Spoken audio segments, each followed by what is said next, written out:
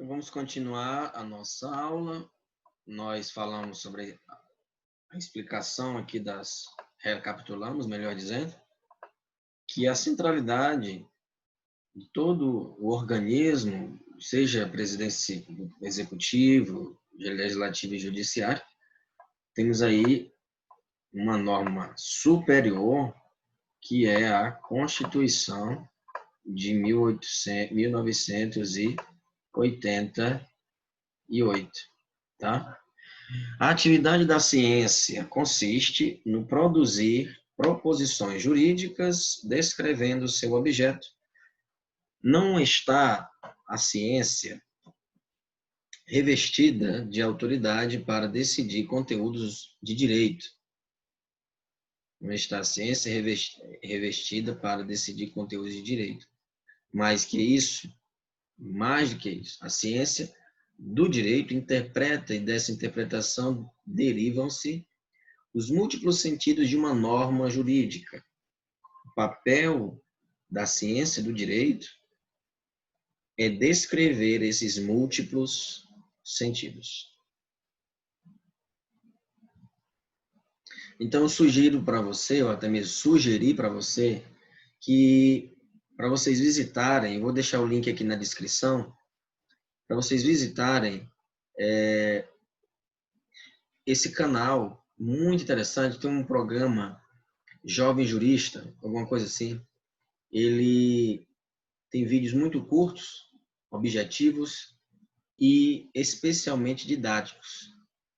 Eu vou demonstrar, inclusive, alguns slides dele, para que vocês possam ver como é interessante, né? Por exemplo, temos aqui, didaticamente, ele apresenta, antes de falar sobre Hans Kelsen, ele fala sobre os fatos psicológicos e fatos sociológicos, né? Dada a interferência dessas ciências no âmbito jurídico, né? Na ciência jurídica. Então, fatos psicológicos, precisamos investigar os fatos e fenômenos do mundo interior, ou anímico, né? Isto é, aqueles que estão na consciência dos homens, ou seja, os fatos psicológicos. Negócio jurídico, dever jurídico, isso tudo voltado aos fatos psicológicos, né? Bem, e aí tem outros fatos, né, que o fato sociológico, onde ele irá falar também que, inclusive, norma jurídica, ou seja, a ciência jurídica para Norberto Bobbio, para Hans Kelsen, ele não tem interferência nem do fato psicológico, nem do sociológico. Então, mais uma vez, aí mais um esquema muito didático, muito objetivo, veja, é muito interessante vocês visitarem esse canal, essa playlist, já divulguei lá no grupo, então visitem. Eu vou deixar também o link na descrição, tá bom? Terminem a aula e vão para lá. Caderno, papel na mão, copie esses esquemas que são formidáveis. Apresenta também falando sobre o positivismo lógico, que nós já comentamos, né? Aqui é o Wittgenstein, né? O Wittgenstein aqui, Wittgenstein. Temos aí o ciclo de Viena, a matemática está à flor da pele aí, de fato, como a nova filosofia da ciência, linguagem lógica, rigor científico. Claro, positivismo lógico, tem como mote os enunciados factuais só possuem significado se forem empiricamente verificáveis, ou seja, se eu posso provar, aí com isso, então é verdadeiro, ou até mesmo é válido, lembrando, é válido, né? Aí, claro, Hans Kelsen fala sobre que o direito não tem, justiça e direito são antagônicos nesse sentido, pois o direito é rígido, é orgânico, já a justiça ela é mutável, variável, condizendo assim com os valores. Então, só para vocês observarem como eu retirei alguns slides, printei alguns slides para vocês terem aí a sensação e convidá-los a verificar nesse canal muito, muito didático. Vocês vão gostar. E olha, quanto mais vocês assistirem, estudarem, ultrapassarem a sala de aula, seja virtual ou física, ou presencial, vocês farão uma boa experiência com esse pensador e, evidentemente, com os outros, mas eu falo sobretudo sobretudo Hans Kelsen, devido à técnica e à especificidade de trabalhar com a ciência jurídica. Os outros falaram sobre a ciência jurídica, mas Hans Kelsen dedicou uma obra, assim como Norberto Bobbio também vai dedicar várias obras falando exaustivamente, e sendo até um pouco repetitivo, no caso de Norberto Bobbio, né? Então, Hans Kelsen concebe tanto o direito quanto o Estado como uma ordem coercitiva da conduta humana. Define o Estado como uma ordem jurídica centralizada e limitada no seu domínio espacial e temporal, de vigência, soberano e imediato ao direito internacional, o que é eficaz. Então, normas jurídicas, a ciência jurídica.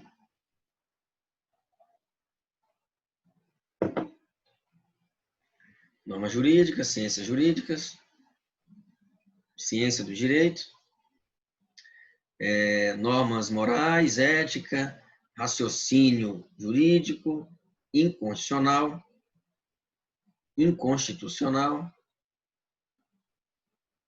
constitucional, propositum, norma escrita. Teoria pura do direito refere-se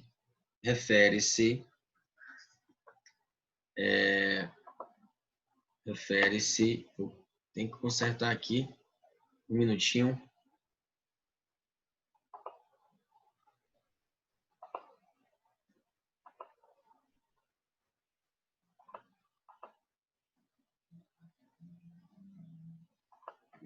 Nossa.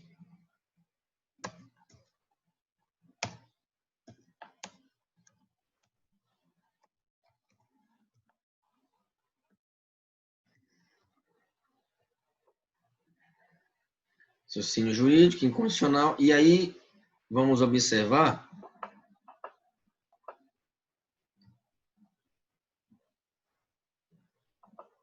vamos voltar aqui para a tela cheia, só um minutinho. Probleminhas de escrita. Normas morais, aí tem a destinada à ética, norma jurídica, ciência do direito. O raciocínio jurídico é inconstitucional e constitucional. Constitucional é positum norma escrita. A norma escrita é constitucional. Continuando. Tem um apontador aqui melhor. Então, deve-se observar a teoria pura do direito refere-se ao direito positivo, institucionalizado pelo Estado de ordem jurídica e obrigatório em determinado lugar e tempo. Os apoiantes desta filosofia defendem que não existe necessariamente uma relação entre direito, moral e justiça, visto que as noções de justiça e moral são dinâmicas e não universais, cabendo ao Estado dentro de limites materiais e formais, como detentor legítimo do uso da força, determinar as normas de conduta válidas. Para Kelsen, porém, discutir sobre justiça não é discutir sobre direito. Tá vendo aí? Então, e vice-versa. Nem discutir com justiça equivale a discutir sobre direito, e nem direito equivale a discutir sobre justiça. Porque toda ordem jurídica é definida pelas normas jurídicas que possui. Assim, as normas jurídicas são estudadas pela ciência do direito, e são normas, entre outras sociais, e estas últimas são morais. objeto de estudo da ética como ciência. De estudo da ética como ciência. O direito, e aí vocês observem aqui, temos aqui uma pirâmide. Constituição Federal, leis complementares, leis ordinárias, medidas provisórias e leis delegadas, resoluções. Para Hans Kelsen, teria aqui uma outra parte, que são os princípios gerais do direito, a norma fundamental. Mas essas normas também estão presentes aí na nossa Constituição. O direito não precisa respeitar o mínimo moral para ser definido e aceito como tal, pois a natureza do direito, para ser garantida em sua construção, não requer nada além do valor jurídico. Veja, o valor moral está não é que tem atrito, mas não é indiferente. Não há o que se preocupar com o valor moral, mas sim com o valor jurídico. Isso para Kelsen. Para Ronald Dworkin, ele vai dizer o contrário, né? Acrescentando a interpretação e, claro, a moralidade. É muito difícil você não tomar partido. É muito difícil. Você não ser tendencioso moralmente, você não ser tendencioso moralmente para determinado fato. Então, a exigência de uma separação entre direito e moral, direito e justiça, significa que a validade de uma ordem jurídica positiva é independente, e é independente desta moral absoluta, única, válida, da moral por excelência, de amoral. É o suprassumo da moral.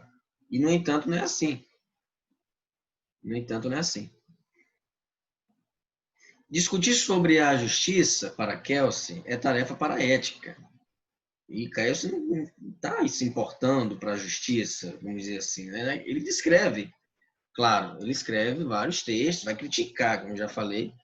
Leia o capítulo, né, do livro de Bittar, que você vai observar que ele critica Aristóteles, Platão, critica a Sagrada Escritura, dizendo que é uma felicidade impossível de ser alcançada. É impossível de ser alcançada. Porque o que eles cobram é impossível. É impossível de ser alcançado. Então, estudar ciência que se ocupa de estudar não normas jurídicas, mas normas morais.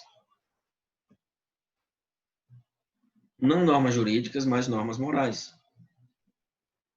E que, portanto, se incumbe da missão de detectar o certo e o errado, o justo e o injusto, e muitas são as formas com as quais se confundem o justo e o injusto, o que abeira esse estudo no terreno das investigações inconclusas.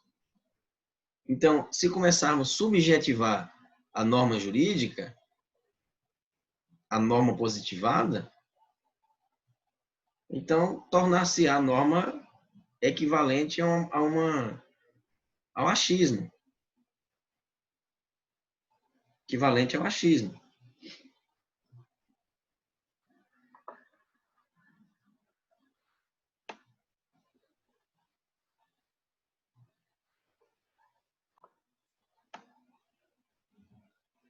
Veja, essa pirâmide aqui, esse esquema, vocês irão aproveitar para direito constitucional. Se não me engano, é primeiro. Primeiro. Aliás, para toda a vida vocês vão utilizar, inclusive para concurso, para teste seletivo, para qualquer coisa. Sabe por quê? Nesse segmento. Porque essa pirâmide ilustra bem como é o ordenamento jurídico brasileiro. Veja que temos no topo normas, né? Normas constitucionais. A Constituição. Emendas constitucionais. Normas originárias, que é o poder que elabora uma norma constitucional não pode ser declarado inconstitucional. Né? Não pode ser declarado inconstitucional. Se o judiciário elabora uma norma, ou seja, uma emenda, vamos dizer assim, um ajuste, como, por exemplo, aquela norma, né, que fala sobre a homofobia, né, que está na lei CAO, por enquanto, né, enquanto não volta lá no Congresso. Ela não pode ser considerada mais inconstitucional. Já foi votada, foi decidida. Agora o Congresso tem que aprovar uma lei, um instituto para, ou então uma lei que incorpore a lei CAO, que altere, que inclua, né, o crime de homofobia. Bem, tratados internacionais sobre direitos humanos têm o mesmo valor ali, tá? A validade está equiparado à Constituição, né? Então, são normas derivadas. O poder que altera a Constituição pode ser declarado inconstitucional. Cabe ter votação, né? Ter apenas os aprovados, né? Ou seja, o quórum tem que ser de 3/5, né? Ou seja, em dois turnos, cada em uma das casas, né? Seja no Congresso, a Câmara de Deputados ou no Senado. Isso vocês irão, e não tem hierarquia, né? Não tem hierarquia. Vocês irão compreender com facilidade. Caso vocês queiram perguntar, no próximo semestre, vocês vão pagar essa disciplina de Direito Constitucional, você já tem aí uma série de perguntas para fazer e até mostrar para o professor ou professora de Direito Constitucional. Eu só estou mostrando aqui, antecipadamente, para ilustrar o pensamento de Hans Kelsen, tá? Então, normas infraconstitucionais são as normas primárias, né? Lei complementar, lei ordinária, MP, né? Medida provisória, resoluções, tratados internacionais, decretos autônomos, regimento dos tribunais, regimento legislativo.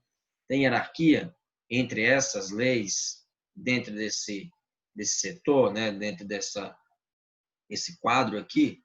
Não. Uma lei complementar podem tratar tema reservado de lei ordinária. Uma observação, leis federais, estaduais e municipais, não tem hierarquia, né? Por exemplo, agora na pandemia, né? Um município de corrente, mesmo que o estado estivesse contrário ao município, o município teria autonomia para dizer, olha, veja lá, ó, o município todos devem ficar em casa. Mesmo que o estado fosse contrário a isso, o município tinha autonomia e força, né, de lei, um decreto, para impedir que as pessoas saíssem, né? Mas esse decreto não está ajudando muito porque as pessoas não estão dando a mínima, né? Cada dia aumenta um caso, que é lamentável. Então, fique em casa, se puder. Lei ordinária, né? A lei complementar pode tratar um tema reservado, assim, a lei ordinária. Lei ordinária não podem tratar tema reservado de lei complementar. Então, normas infralegais são secundárias, decretos executivos, portarias. Não pode gerar direitos e impor obrigações. Não pode gerar direitos nem impor obrigações, né? Então, o executivo não pode achar... Isso aí é um pouco do estado de exceção de Agamben, né? Então, os decretos executivos acabam tendo força de lei, né? Um decreto-lei, porque aí não caduca, assume se não me engano, 60, 120 dias,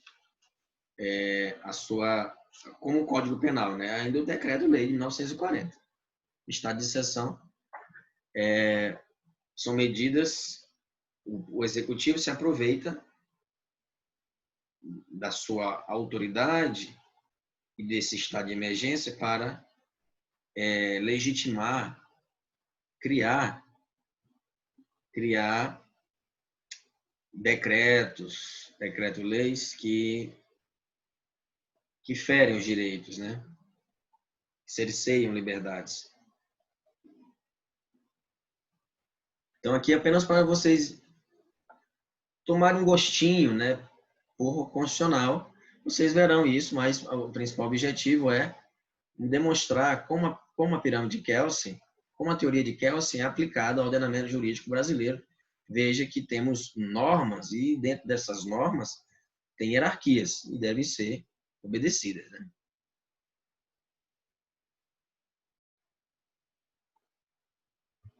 Novamente aqui temos a pirâmide de Kelsen, o STF, Constituição e emendas.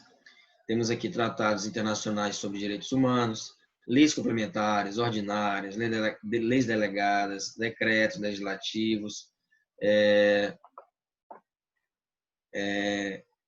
medidas provisórias e normas infralegais. Só para ratificar o que nós já vimos, né? Então, nesse sentido, o direito positivo, justiça relativa, imperfeita, realizável, humana, deve ser obedecido, pois seu fundamento está na natureza e na transcendência, na natureza e na transcendência da própria justiça absoluta. Esta inatingível, inalcançável, inexprimível. Inexprimível. O Estado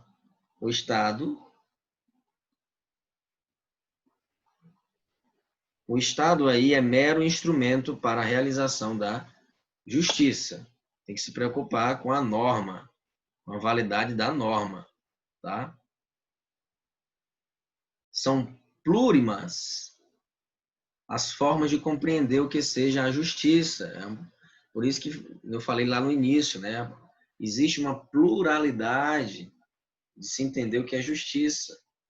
Por exemplo, não tinha-se esse preceito, até mesmo essa ideia, essa noção de um casamento civil entre homens ou entre pessoas do mesmo sexo.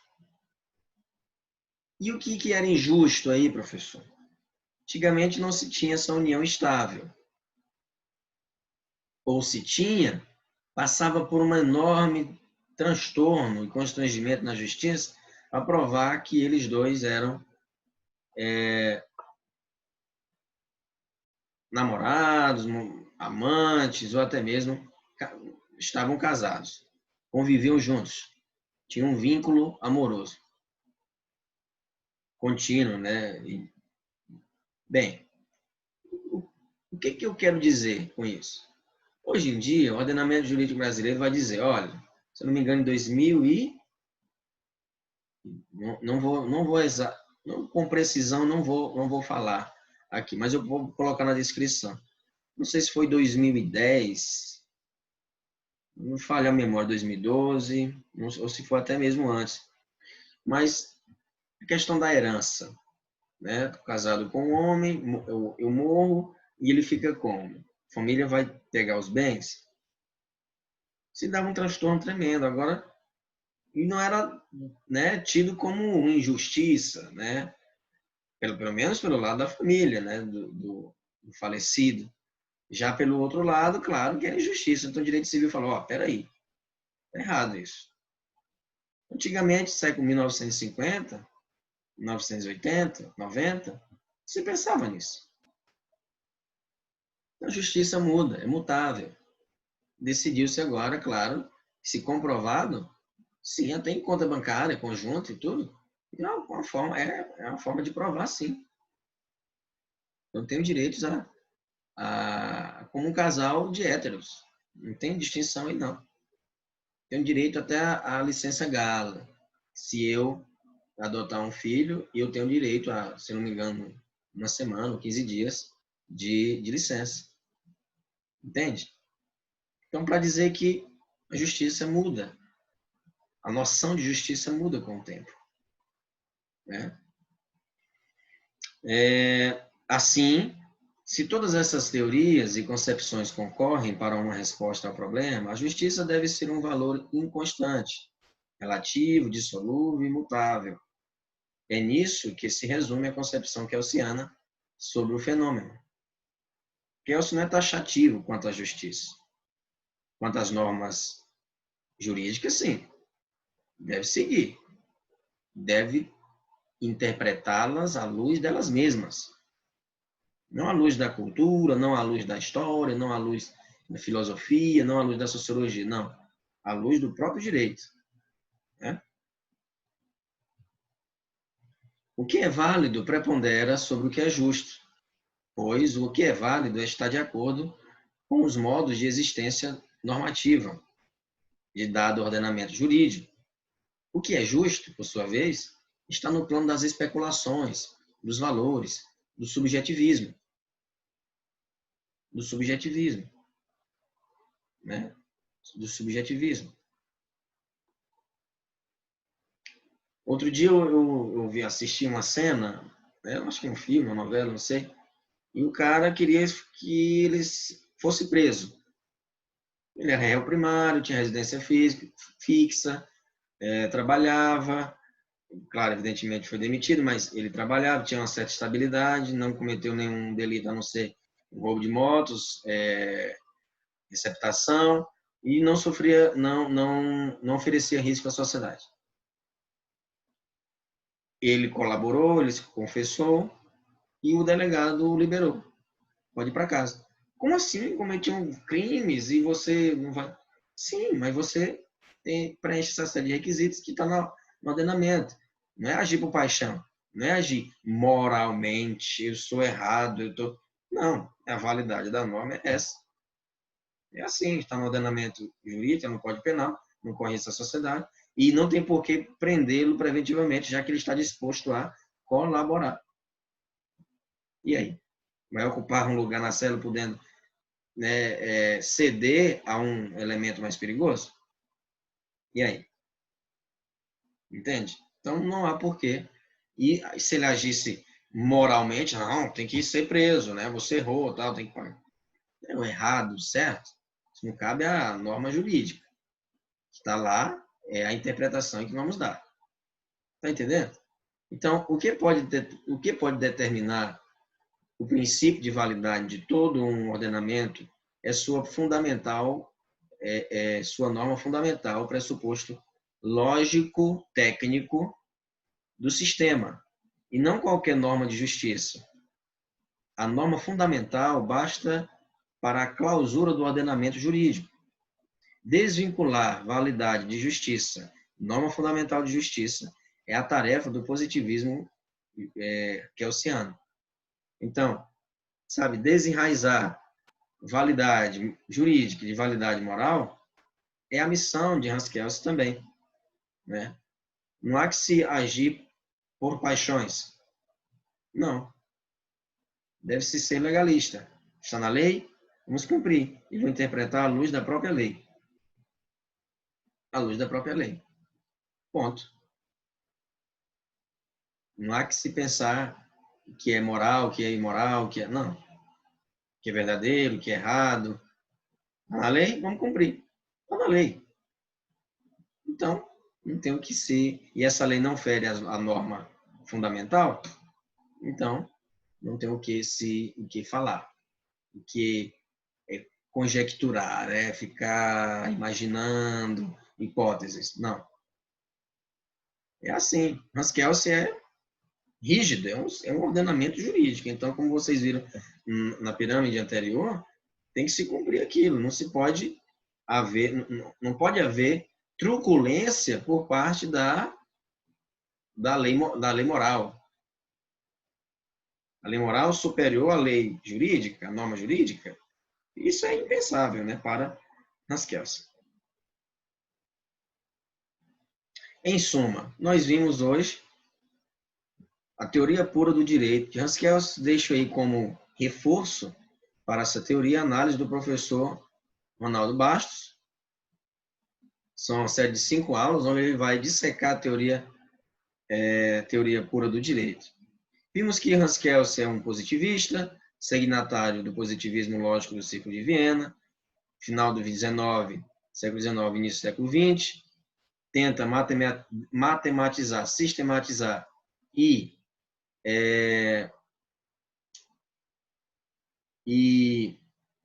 tornar a ciência jurídica uma ciência desenraizada de valores morais, de preceitos filosóficos, preceitos sociológicos e psicológicos e até mesmo históricos, para assim construir um método para a ciência jurídica, da ciência jurídica, que corresponda e tenha como DNA, seja o início e o fim, alfa e ômega, a norma jurídica. Temos aí a norma e o sistema estático, a aplicação, sistema dinâmico, que nós comentamos um pouco, a proposição jurídica e, claro, a norma hipotética, como eu falei, um exercício de imaginação para pressupor um início e um fim. Nada atrelado a direito natural, a direito divino, nada disso. Só podemos aceitar algo se esse algo puder ser provado. Algumas considerações finais. Para Kelsen, a justiça é como a felicidade social. Uma explicação que seria quase matemática se o sentido da palavra felicidade não fosse tão complexo quanto a de justiça. Desta maneira, deve-se, portanto, perquirir o sentido da palavra felicidade, pois o que pode ser a felicidade de alguns pode também ser a infelicidade de muitos outros, o que torna o termo felicidade um tanto quanto subjetivo, como já falamos. Então, não tem como você inserir justiça e felicidade no âmbito da ciência jurídica. A ciência jurídica, para Kelsen, ela realmente deve ser logicizada, matematizada, como ele fez na sua obra Teoria Pura do Direito. O relativismo da justiça é o que se quer dizer na teoria kelsiana, fruto do positivismo jurídico. Em síntese, as ideias de que a ciência pura é a ciência avalorativa, a histórica, a ética, refletem o entendimento de que é possível, em ciências humanas, não só extrair o fenômeno jurídico, o que não é não jurídico, mas também compreender o fenômeno jurídico como mecânica dotada de certeza, rigorismo e especificidade. Tudo isso é feito com o sacrifício dos valores. Sacrifício dos valores. Nos Estados Unidos tem muito isso. Condena-se crianças de 9 anos. Matou a mãe, matou o pai, pegou a arma, atirou. Nos Estados Unidos é bem rígida a lei. Por mais que tenha uma interpretação e preceitos morais, como o Ono Dwork fala, mas lá segue a lei à risca. Evidentemente que o sistema que funciona é o jurisprudencial. No Brasil também funciona isso, mas o que prevalece aqui é o positivismo.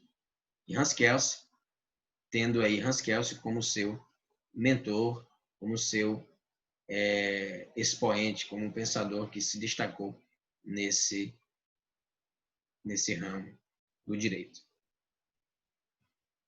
Bem, agora eu gostaria que vocês prestassem atenção nessas sugestões para dialogarmos, ou vocês dialogarem com Hans Kelsen no fórum. São sugestões, pessoal, são conceitos básicos de Hans Kelsen que nós vimos durante essa aula. Princípio metodológico fundamental, sistema estático e sistema dinâmico. E também lá na aula, na coleção de aulas, na playlist que eu vou compartilhar com vocês, está presente também esses conceitos. Norma jurídica, proposição jurídica, positivismo. Teoria da norma jurídica, que também Norberto Bobbio vai falar, é importante vocês verem. Estrutura da norma jurídica, validade e eficiência, sanção, a questão das lacunas e a questão das antinomistas. É importante vocês pesquisarem na obra de Hans Kelsen sobre esses conceitos e discutir, escolher 2 ou 3, ou até mesmo tentarem dialogar entre si, para que vocês possam ter a melhor experiência possível sobre o positivismo normativista kelsiano e assim poder escrever com coesão, profundidade e fundamentação lá no fórum, tá? Então, me despeço de vocês, um grande abraço. Temos aqui as nossas referências biográficas.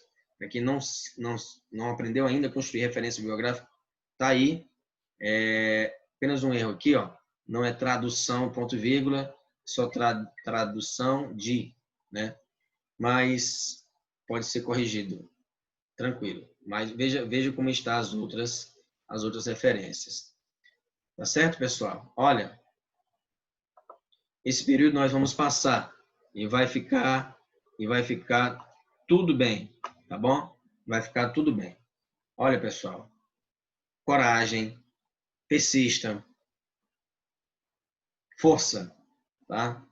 Não tem problema se você ficar triste, não tem problema se você ficar um pouco desanimado, mas saiba que você pode contar comigo, tá bom? Coragem, força, estamos aí. Valeu, gente. Forte abraço. Previna-se. Coragem. Forte abraço, gente.